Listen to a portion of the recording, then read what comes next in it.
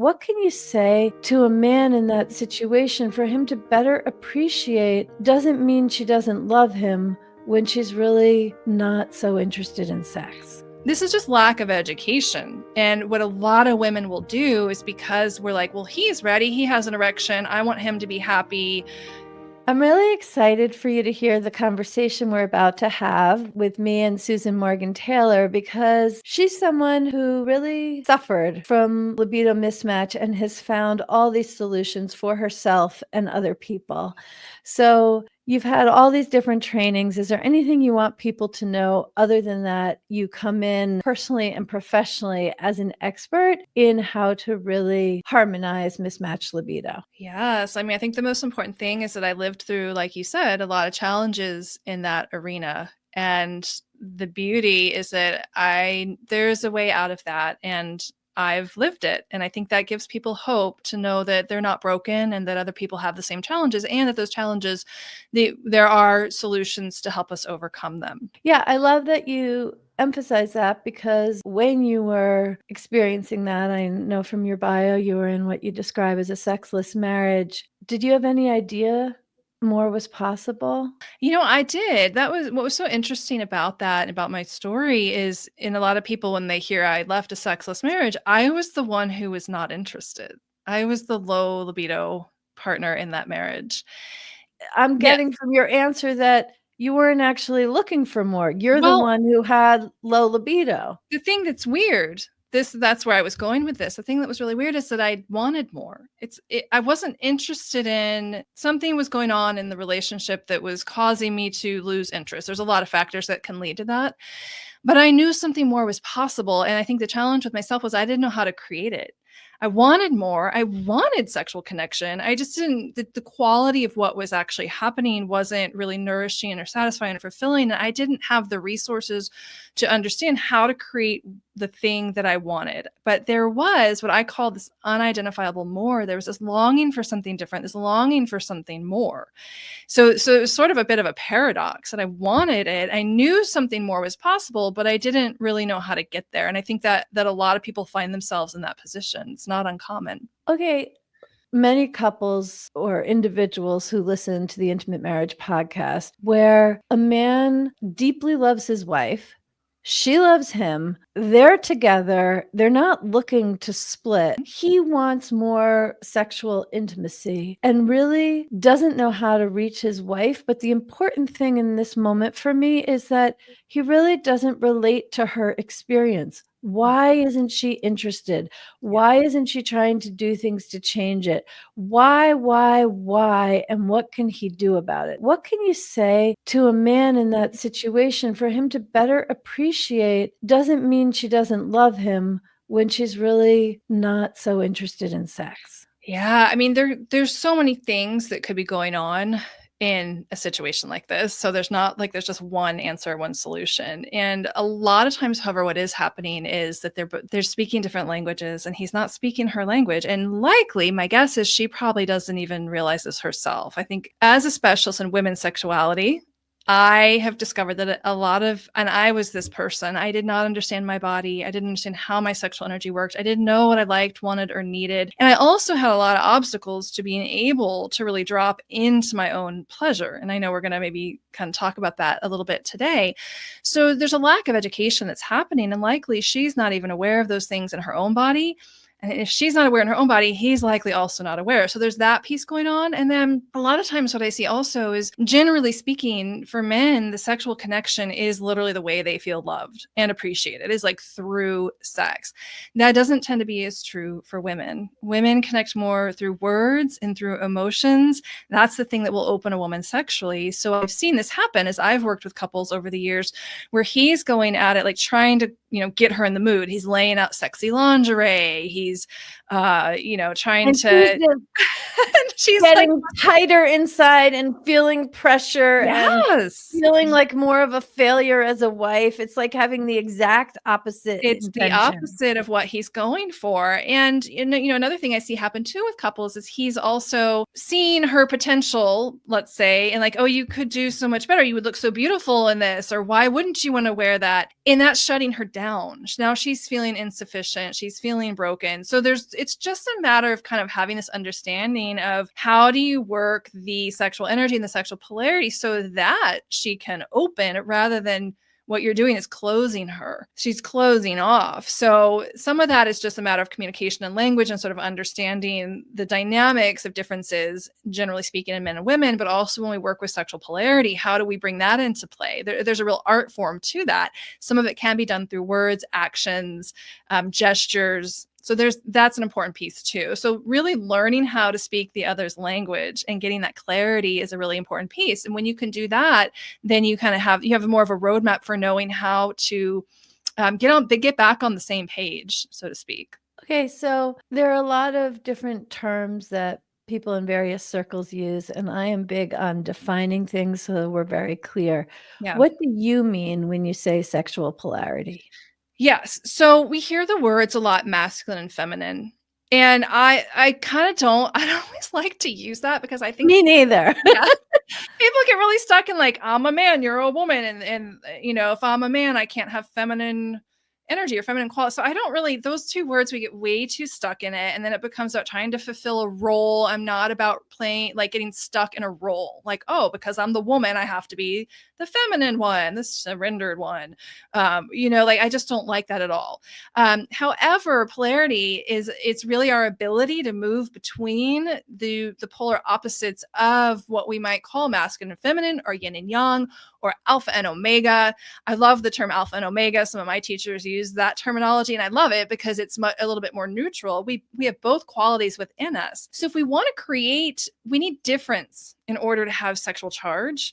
That difference is what creates the magnetism. It creates that tension in the relationship such that the two opposites want to come together in sexual union. So that's really what polarity is in its essence. And then how we break that down is understanding what are the different qualities or energies or expressions of those two opposite forces, the masculine, feminine, or the yin, the yang, the alpha, omega, whatever you want to call it, the qualities and how those two and how we resource and access that within ourselves. So if I'm going to be more in my omega, I'm going to be focusing more on the sensations in my body. I'm going to be immersed, having my awareness inward on what's happening internally. I'm going to be focused on allowing my body to feel and to actually move in response to what it's feeling through usually more nonverbal expressions, set making sounds, using my voice, but not going into words and sentences and explaining and analyzing. And I'm going to be flowing with. So if you think of a partner dance, like a tango, I'm a big time partner dancer. I don't know if you are, Alexandra, but I love to dance. I love partner dance. So if you think of a partner dance, we have a lead and a follow. The omega, or the feminine role, and it can be a man or a woman, it's not about gender, is the one that flows with. And we're sensing, we're feeling, we're allowing ourselves to be led across the dance floor. The same thing is true in the intimate relationship and in the sexual encounter. The opposite polarity of that would be the alpha, or the masculine, or the yang essence, and how that expresses. Looking back at the tango dance, the one who's leading, you're always a couple steps ahead. If I lead as well in dance, I prefer to follow, but I've also learned to lead.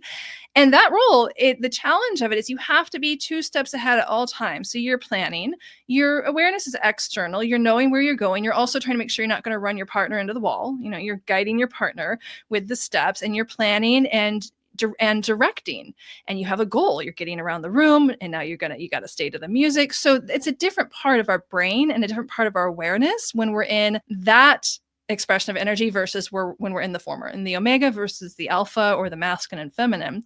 So it's about being conscious. If we can choose, then we can create more of that magnetism in the relationship, and it can be really hot and really beautiful, just like a beautiful dance. Okay, wonderful. And so I'm going to simplify the essence, which is that one of the things that heats up the sexual energy is when one person is leading and one person is following or more receptive. And I think just that basic concept is worth just like underlining, bold, italicizing, because if you're a man and you feel like your woman is the way that Susan described earlier, it's worth thinking, are you being more leader? Are you waiting for her to wake up and be more active? Like, play with different roles and see how the response to kind of changing how the energy of how you do things, what the result from that is. Would you agree with that?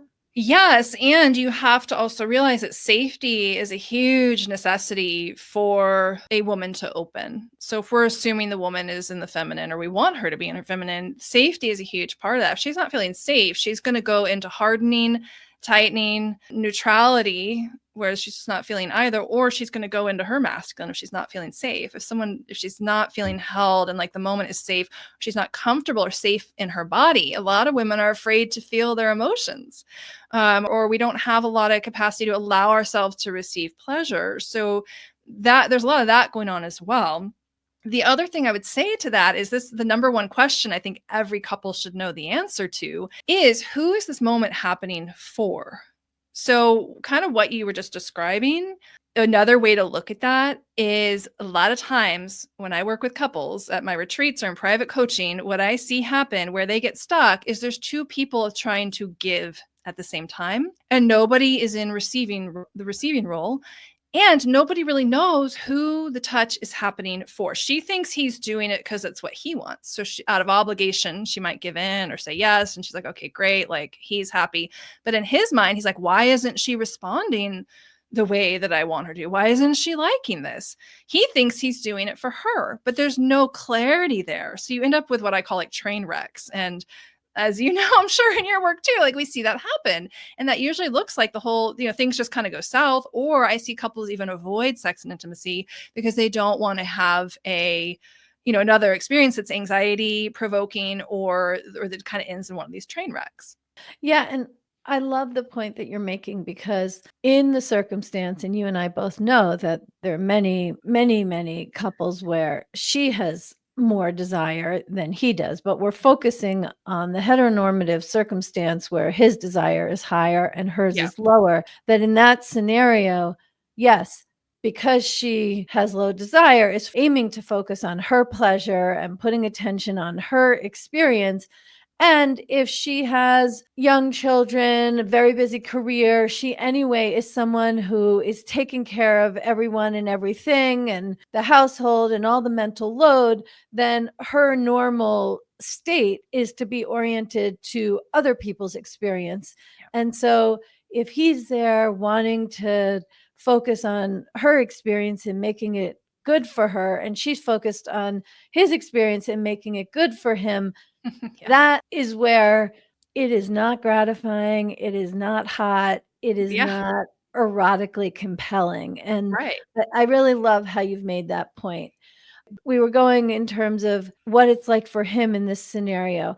Will you talk about what it's like for her and what the different blocks, tensions, or stressors might be that makes it difficult to just relax and receive? Yeah.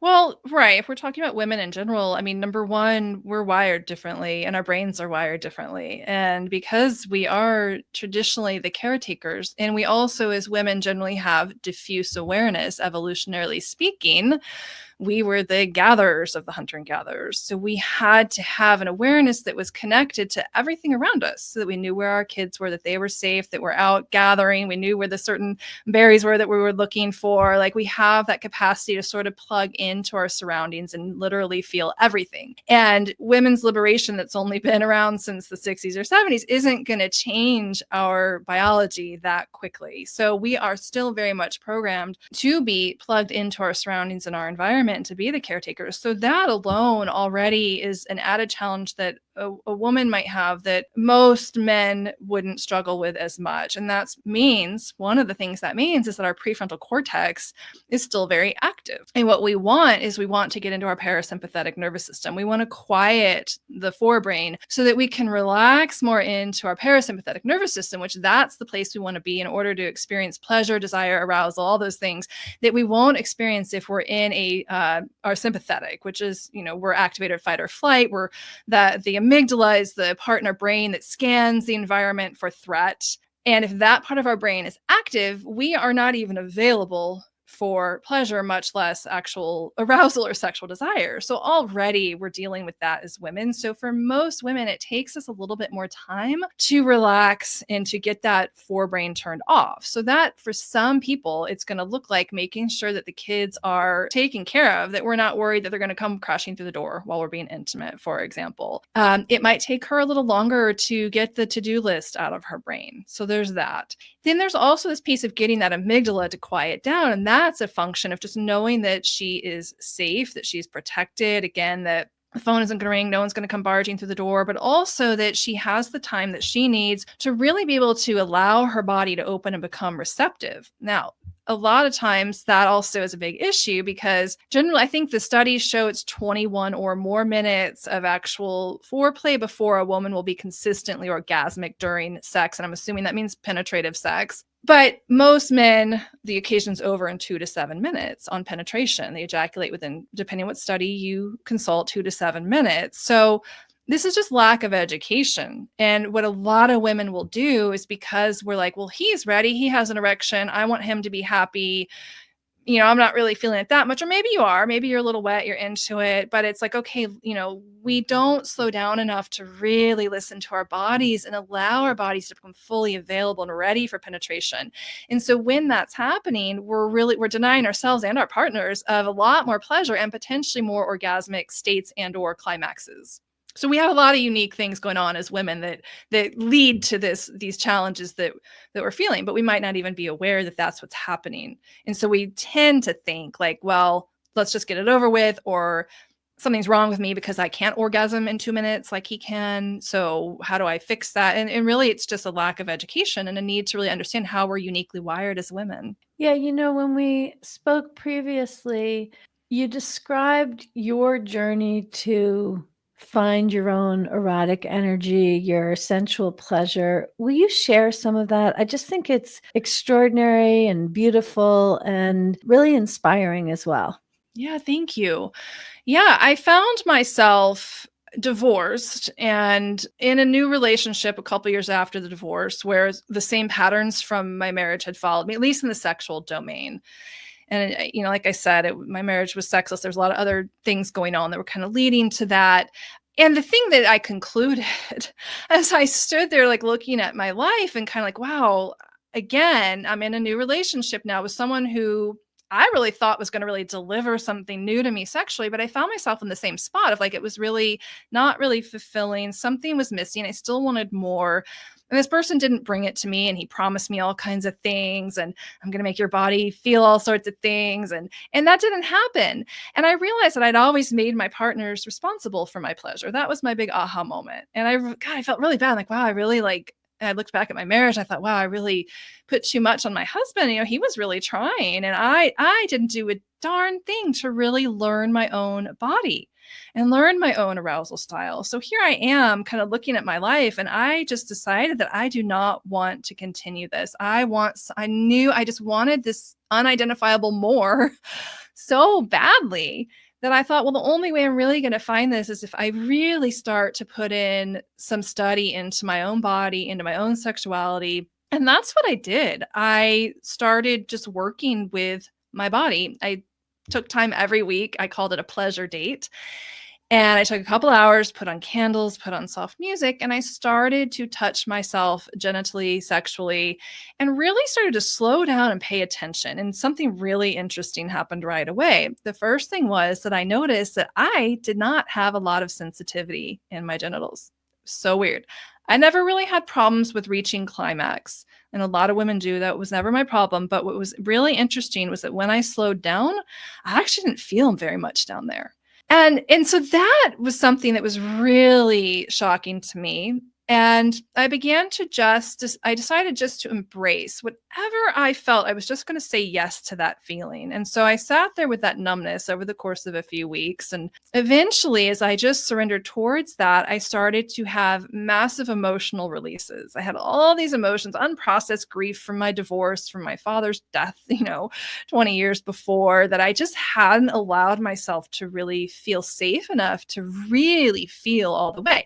So all these emotions started to process through my body. And an interesting thing happened once I let myself just feel that up here, my heart, let that stuff come out. I actually started to have much more sensation in my genitals. And not long into Wait, this, do you mind? yeah, Don't lose your train of thought because I want to yeah, hear what you're going to say, but I want to just clarify. So you presumably, or hands and lube, you're touching yourself genitally and slowing down enough to pay attention to what's happening in your body, right. and all of these other emotions pour out. Yeah.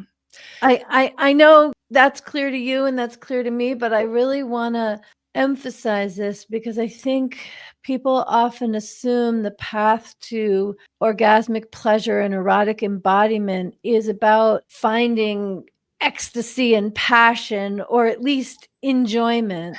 Yeah. And the reality is, when we go from relative and lack of sensation, there's no differentiation in which flavors of feelings arise. What arises and is released is whatever was held. Yes. And so I just, if any woman tries this herself, don't be surprised if grief, sorrow, anger actually are tamping down passion and unbridled pleasure. But once you remove the topsoil, let's say, of these other emotions that you haven't wanted to feel, well, that's where you, so to speak, drill down to the feelings that you're chasing in this scenario. Yeah, and thank you for that insight, because you're right. I think a lot of times what we're doing is we are trying to add more sensation on top of the numbness. So I don't feel much, so I'm going to add more. So I'm going to do more. So I'm going to try to feel more. I'm going to try to make more passion happen. The opposite approach. And so I was taking a whole new approach. I was getting out of my mind. I was experimenting with getting rid of the goal of having to have a climax. So I wasn't touching myself in order to make an orgasm happen. I decided I'm just going to set that aside. I'm not going to have any goal other than just to notice and to feel. So that alone, just having that goal of orgasm, getting rid of that already creates more relaxation. And then the next piece was really about not adding more on top of the numbness, trying to get to, I'm supposed to have passion. I wanted a full body orgasm. I'd heard about these things. I'd heard about it. I had no idea how to get there.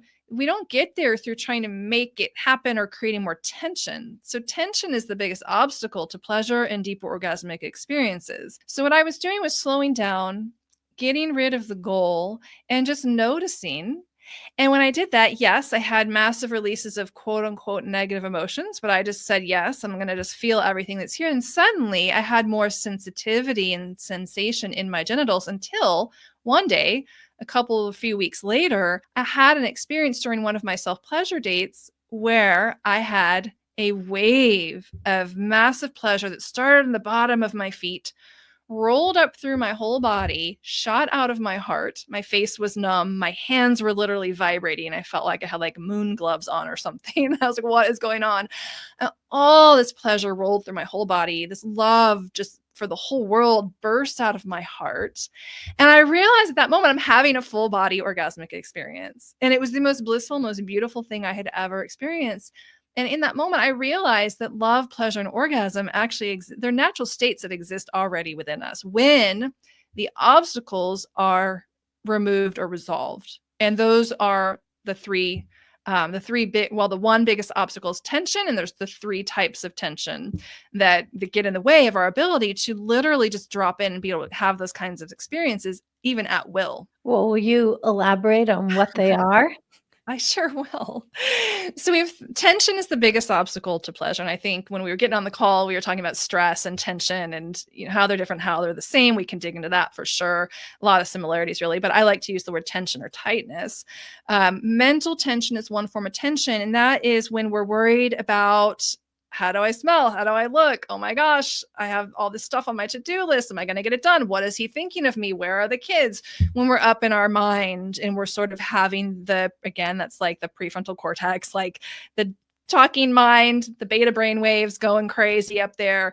that creates mental tension. So the other two types are emotional tension and physical. And one of the things that I have found is a lot of emotional tension and physical tension are a result of mental. So when we learn how to just quiet the mind and be present in the body, the other two types can very easily resolve. And that was a lot of what was happening in my story. I was quieting my mind, getting present in my body, and then the emotional stuff just arose. But emotional tension is like our unwillingness or inability to feel the, let's say, the quote, usually most people don't mind feeling happy. They don't want to feel the sad or the anger or the shame.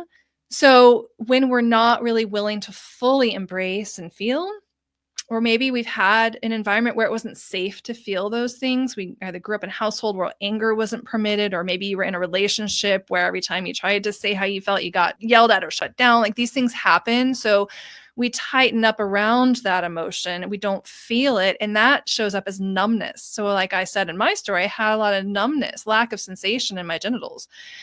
Under that was all those unprocessed emotions. So that's emotional tension. Yeah, I really appreciate how you say that because hearing emotional tension is one of the impediments to sexual pleasure. It'd be easy Yeah. to think emotional tension in the relationship. And of course, it could be in the relationship, but it doesn't need to be. Things could be perfectly harmonious with your partner, but if you're emotionally tight and shut down, then that's emotional tension contributing, functioning as a block to sexual pleasure. Is that right? Am I Yeah, understanding what you're absolutely. And saying? I think a lot of times when that's the case, it often shows up also in the relational space.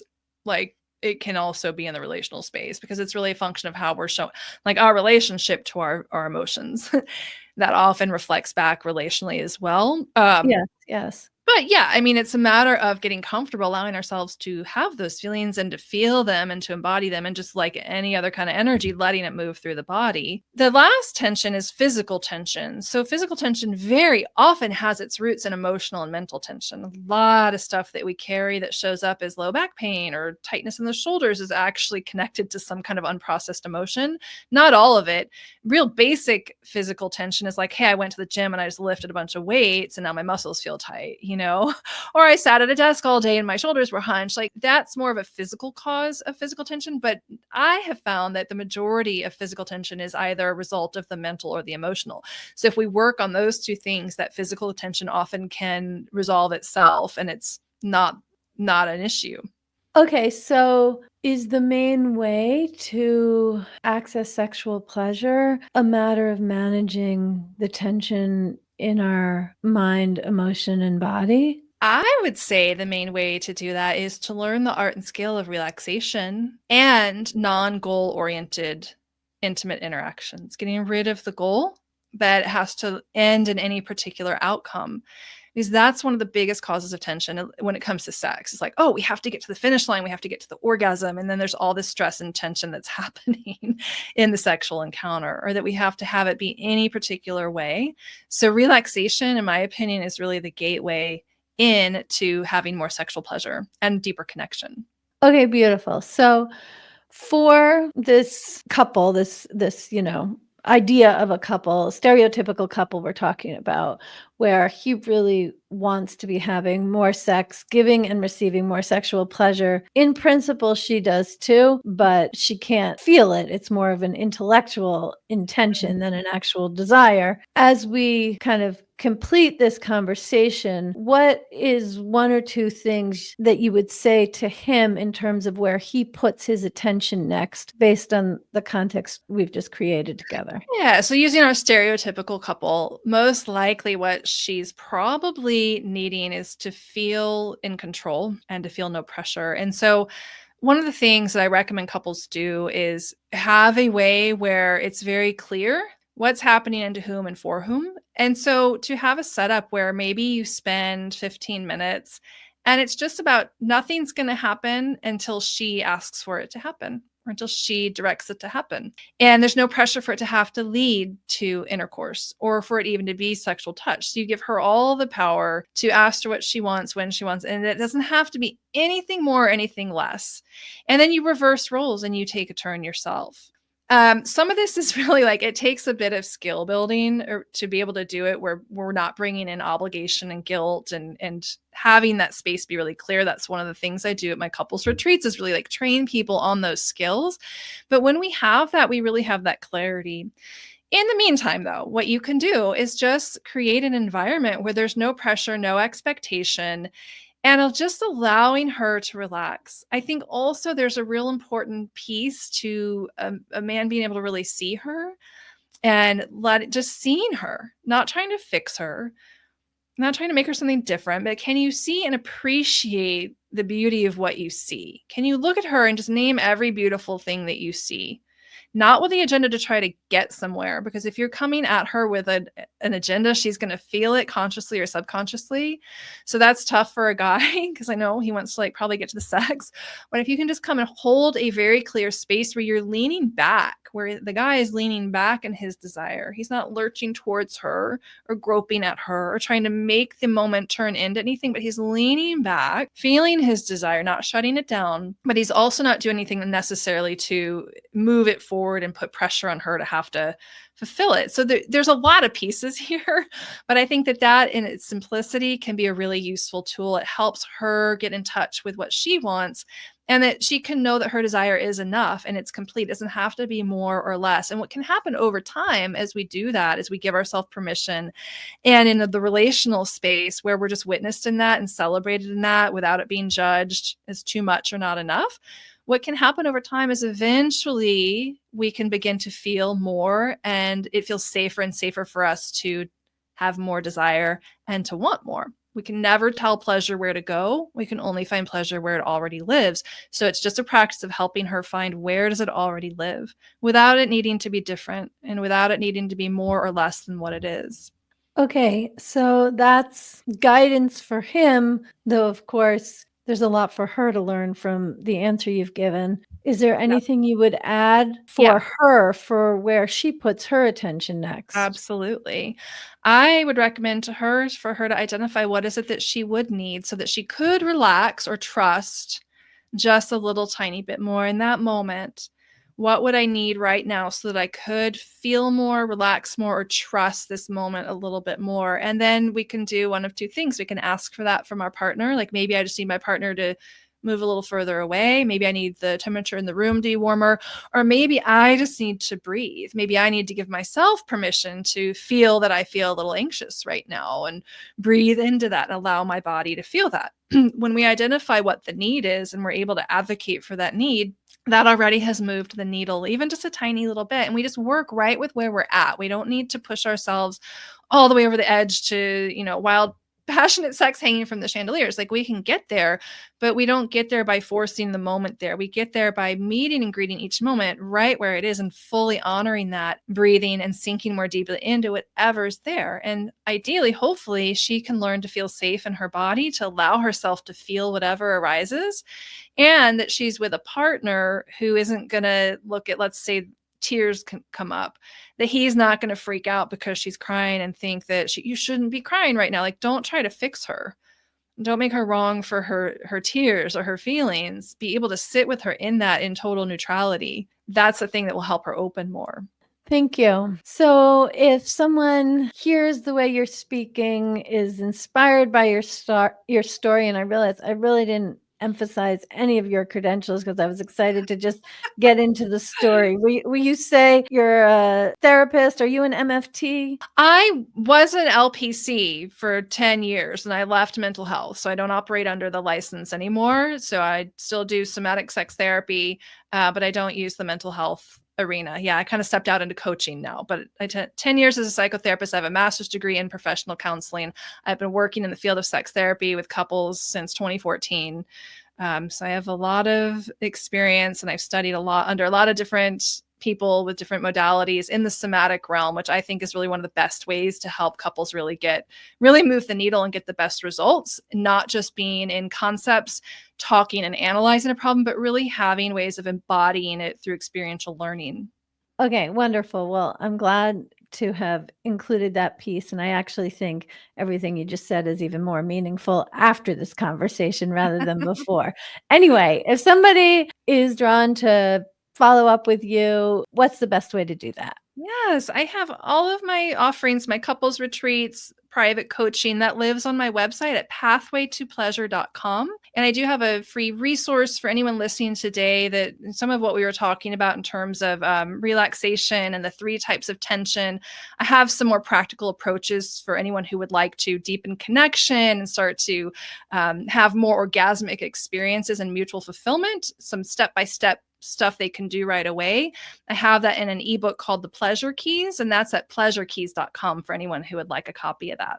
Okay, wonderful. Well, Susan, I'm so grateful for your time and wisdom and eloquence. Anything you want to add?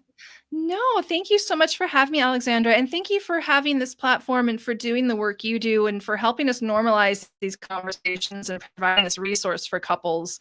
It's such a needed topic and a needed conversation. So just thank you so much for having me and for having this conversation. Oh, I'm so glad and so grateful as well. Thank you, Susan.